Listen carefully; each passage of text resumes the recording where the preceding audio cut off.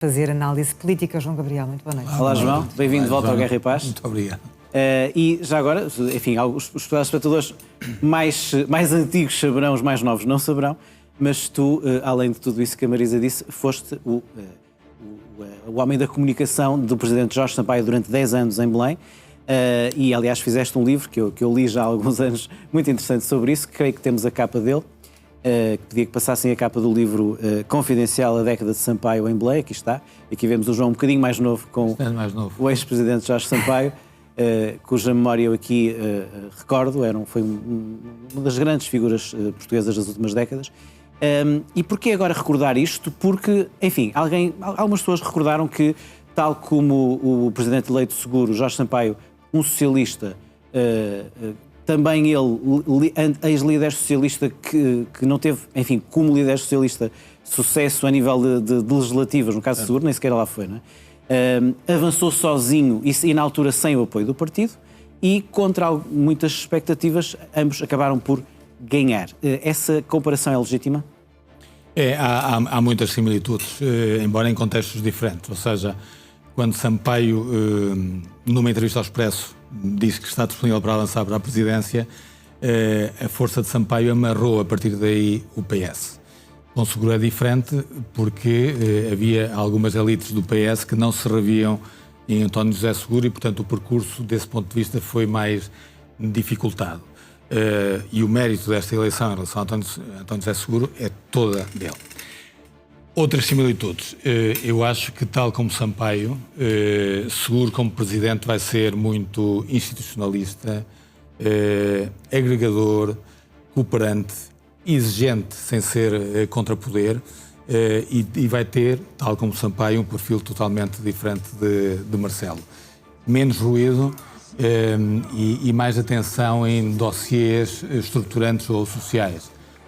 A saúde, que ele já o disse, será a prioridade do primeiro ano, a segurança, gestão de crise, que foi, enfim, que entrou pela campanha adentro depois do temporal Christine, e, portanto, desse ponto de vista, aliás, foi muito interessante porque no discurso nas Calas da Rainha, uma das notas que Seguro dá é exatamente a palavra do Presidente terá peso, não falarei por tudo e por nada. E, portanto, é o negativo do inquilino que esteve durante estes 2 mandatos em Belém. E houve uma curiosidade muito interessante.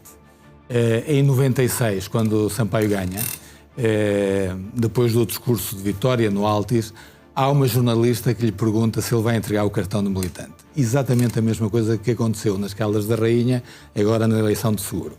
E porquê é que eu evoco isto? Porque eu citei de memória no domingo aqui um artigo do José Saramago, que apoiou o Sampaio, quer na Câmara de Lisboa, quer na Presidência da República, na candidatura, e o El País pediu a Saramago, logo nessa noite, que escrevesse um artigo sobre as eleições presidenciais em Portugal. E Saramago escreveu. O título do artigo era A Esquerda Explicada. E eu vou só passar a parte, citar a parte em que ele fala de Sampaio. No domingo, Jorge Sampaio, já presidente eleito da República Portuguesa, teve de responder, em conferência de imprensa, a uma pergunta impertinente e mal intencionada de uma jornalista que quis saber se ele ia fazer agora, o que é que ele ia fazer do cartão de militante do Partido Socialista, uma vez que havia afirmado que seria presidente de todos os portugueses. A resposta de Sampaio foi esta: não é preciso entregar o cartão partidário para ser isento e responsável na mais alta magistratura do Estado. O que Jorge Sampaio disse, afinal, foi que o espírito, a inteligência e a sensibilidade não se definem e exercem por causa de um cartão de partido. E foi o que Seguro respondeu também nas Calas da Rainha. E é curioso, quase 2 décadas depois, a mesma pergunta a 2 candidatos socialistas e praticamente a mesma resposta. João, tal como agora, em 96, o Jorge Sampaio teve o apoio de toda a esquerda. A eleição foi diferente porque Cavaco reunia toda a direita e Ventura de forma alguma, e foi completamente diferente. Mas o que eu te pergunto foi, como estiveste depois em Belém com ele, é mesmo verdade que esse tipo de apoio se esgota na noite eleitoral, ou seja, o Presidente não está completamente fora de qualquer tipo de condicionamento de quem o apoiou no seu exercício, não é? Ali, ó, é curioso porque, tal como Seguro, também Sampaio, em 96, no discurso de Vitória, disse esta maioria presidencial esgota-se aqui nesta noite. E, portanto, é evidente, se quiser, na eleição de Seguro, há uma outra diferença. Ele faz toda a campanha praticamente sem nenhuma referência ao Partido Socialista. E é curioso que o secretário-geral do PS é praticamente o primeiro a falar na primeira e na segunda volta, e nunca diz que, ou seja, associa-se à vitória de Seguro, mas fala em valores constitucionais, valores humanistas, não reclama, porque efetivamente não pode reclamar a vitória de Seguro como uma vitória do PS. Na segunda volta, no domingo, José Luís Carneiro foi às Caldas da Rainha. Mas no discurso de vitória de António José Seguro não há uma única referência ao líder do PS.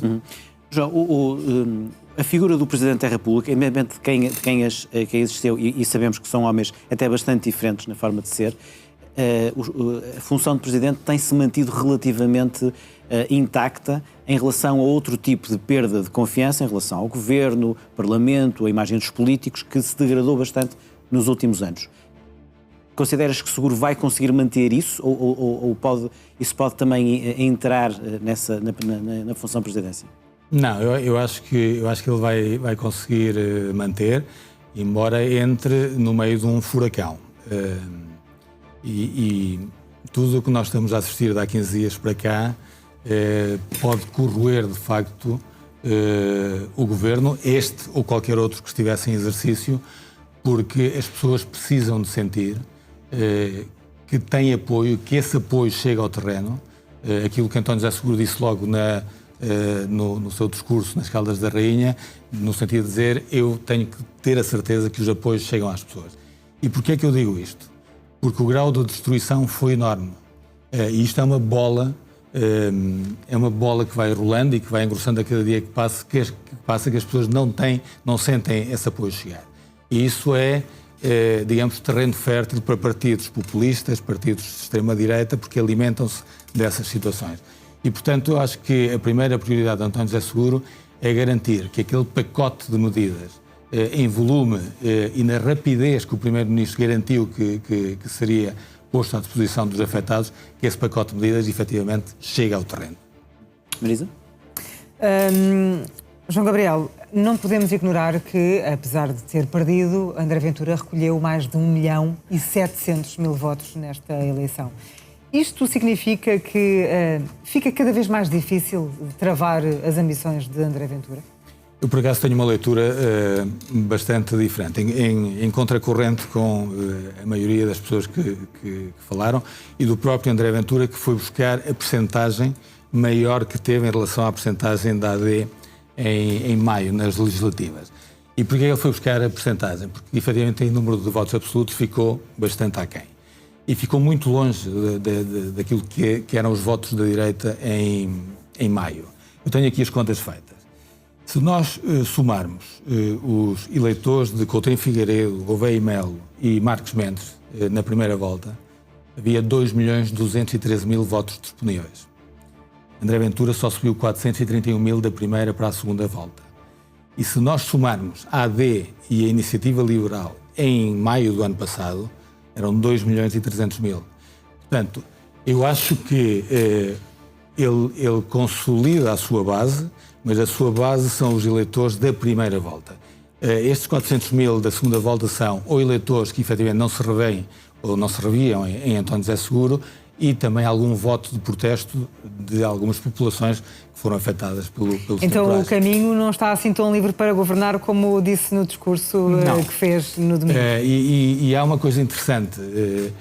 Foi a primeira vez que eu senti que o discurso verbal não coincidia com com a fácias, com a linguagem não verbal. Quando ele diz que agora passou a ser o líder da direita, não passou a ser o líder da direita.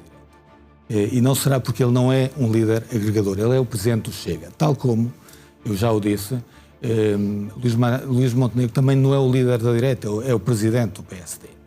Eu acho que houve dois líderes da direita em Portugal, Cavaco Silva e Passos Coelho. E acho que haverá um terceiro líder, que será o mesmo que o segundo, que será Passos Coelho se voltar à liderança do PSD. E esse é o maior risco que André Ventura corre, porque se Passos Coelho voltar à liderança do PSD, o eleitorado do Chega vai claramente ser afetado e haverá uma nítida transferência mas não de eleitores para o PSD. Não concordas com quem, precisamente sobre o que estás a dizer, acha que Passos Coelho perdeu essa vaga agora, ao não avançar agora? Ele não quis avançar. Eu acho que ele continua com essa vaga à sua frente, presente, à espera do momento certo. E António José Seguro garantiu que não é adepto dos miniciclos, falou no discurso das Caldas que espera os 3 anos sem eleições, mas eu repito, o que nós estamos a viver hoje e a resposta que o Governo der pode comprometer a estabilidade deste Executivo. Deixa-me só, está até escrito na frase o que acabaste de dizer, Ventura não passou a ser líder da direita. Isto é muito curioso, não sei se viste, o Miguel Pinheiro no Observador escreveu um texto que o título era Ventura não é o líder da direita nem aqui nem na China. E, portanto... e não é, efetivamente não é. E eu acho que ele fez um discurso muito arrojado no domingo, mas os sinais foram em contraciclo, porque entrou pela garagem, não enfrentou os jornalistas logo na sede de campanha. E não estava com ar feliz? Não estava com ar feliz, embora o discurso fosse todo empolgante, é o caminho para o Governo e por aí fora. Agora, é verdade que ele pode beneficiar de algum descontentamento que esta crise possa trazer. Isso é evidente. Aliás, há um artigo esta semana que eu acho que tu já referiste no Político, que diz que o Chega é o legado de António Costa. Temos já agora, que pedir à Regi que passe, por favor, temos esse artigo. Muito rapidamente, o artigo refere que o perdedor da noite foi o Presidente do Conselho Europeu, António Costa, porque o legado que deixa é o crescimento da extrema-direita em Portugal. É uma leitura política, é plausível, mas eu não sei... Vamos lá ver. Portugal foi o último país na Europa a ter um partido populista e de extrema-direita. E onde esses países nasceram porque os governos não deram resposta a problemas estruturantes e sociais. A saúde, a imigração, o emprego. E, portanto, eu creio que o Chega nasceu e cresceu com António Costa como teria nascido e crescido com qualquer outro governo que não conseguiu dar respostas à população em matéria de saúde, em matéria de emprego, em matéria de custo de vida. Portanto, é factual e aí não há nenhum engano, mas eu creio que teria acontecido com qualquer outro governo. Mas a velocidade e a quantidade do crescimento, não necessariamente António Costa, mas não teve a ver com 3 eleições legislativas em 3 anos? E aí, além de António Costa, também Pedro Nuno Santos e Montenegro terão alguma responsabilidade? Eu acho que todos os líderes, à direita ou à esquerda, têm responsabilidade em função das respostas que não conseguem dar às populações. E, portanto, o Chega alimenta-se disso e, neste caso, o Chega alimenta-se de uma outra situação, que eu acho que André Ventura, efetivamente, é um líder muito inteligente, com uma intuição muito apurada, e que vai ao encontro daquilo que as pessoas querem ouvir naquele momento. Ou seja, ele explora muito bem a crítica, o problema é sempre a nível da construção das soluções. Deixa-me perguntar-te uma coisa. Neste momento, no Parlamento é muito claro que teremos 3 forças, não muito diferentes na sua quantidade, AD, Chega e PS. Neste momento a AD é uns pontos acima de Chega e PS, mas fica a ideia que com pequenas variações qualquer um dos 3 pode ser o mais votado e qualquer um dos 3 pode ficar nos outros segundo e terceiro lugar. Há quem tenha a tese que, tendencialmente, o Chega solidificando essa dimensão, podendo subir um pouco, a única forma de impedir que seja a principal força é que entre PSD e PS um caia e o outro se mantenha forte. Tens essa visão? Ora bem, eu... Antes de responder diretamente a essa pergunta, queria fazer aqui um aviso. Eu acho que o resultado das presidenciais é interessante porque António José Seguro praticamente duplica o resultado da primeira volta. Portanto, teve 1.700.000 na primeira volta e quase 3,5 milhões na segunda. Este 1.700.000 a mais, 1.750.000 a mais que ele teve na segunda volta, é muito o reflexo de um voto anti-Ventura. Portanto, se nós temos no Parlamento uma maioria à direita ou à extrema-direita, eu creio que Montenegro terá que encontrar e terá que perceber o resultado destas presidenciais no sentido de encontrar soluções que não sejam só de acordo com o Chega. Porque houve um recado muito claro dos eleitores nestas presidenciais, é que há uma clara rejeição de André Ventura. E, portanto, eu percebo o PSD e Montenegro, que começou com o não é não, depois passou o não é assim em algumas situações, e agora pode... Na segunda volta foi não sei. E agora vai à procura do Chega em momentos em que precisa para aprovar alguma legislação. Eu creio que Montenegro terá que ter em atenção o resultado destas presidenciais para o futuro. O que é que pode ser mais difícil agora com a nova presidência nesse jogo, que não deixa de ser um jogo, na ligação entre Belém, São Bento, Belém e a Assembleia da República? Bem, eu creio que António José Seguro e acho que houve um erro já do PS na Comissão Política Nacional, creio que ontem. O PS não pode esperar que António José Seguro seja o pivô do renascimento do PS em Belém, porque ele não o será. Como não pode esperar o Governo, e Luís Montenegro, que António José Seguro seja complacente com deficiências ou carências da ação governativa. Portanto, eu creio efetivamente que António José Seguro vai ser um presidente equidistante, que vai chamar a atenção quando tiver que chamar, que vai ser exigente, não vai ser contra-poder, e vai ter muito em atenção aquilo que se passar na Assembleia da República, os equilíbrios. E de que forma é que o secretário-geral do Partido Socialista, José Luís Carneiro, vai querer ou poder aproveitar esta vitória que teve António José Seguro? Ele tentou, e foi isso que eu disse. E acho... Tentou na própria noite? Não, na própria noite não. Tentou à saída da Comissão Política Nacional do PS, quando ele diz: espero o contributo do Presidente eleito para que o Governo possa responder às propostas que o PS tem vindo a apresentar. Acho que não o devia ter feito, porque claramente soa já algum tipo de pressão sobre um presidente vindo da ala socialista, e ele garantidamente não vai contar com isso de António José Seguro. Mostrou que havia aqui uma tentativa de haver uma certa parcialidade do ponto de vista de António José Seguro para com o PS. Ultrapassou uma fronteira que não devia ter ultrapassado nem ontem, nem daqui para a frente. Achas crível que José Luís Carneiro seja o candidato a primeiro-ministro do PS nas próximas legislativas? Creio que sim. Apesar... Vamos ver, eu tenho uma ideia de José Luís Carneiro, trouxe aqui algumas notas. José Luís Carneiro não é... ou seja, não é mobilizador, mas é um líder que o PS precisa para se reorganizar. E, portanto, eu acho que o aparelho do PS vai seguir com José Luís Carneiro, e, como te digo, eu não sei se as eleições serão daqui a 3 anos e meio. Portanto, eu acho que sim, será o líder do PS nas próximas legislativas, embora o seu, digamos que, o seu discurso não é mobilizador, mas é um líder eficaz. Gabriel, resta-nos agradecer a presença. Obrigado.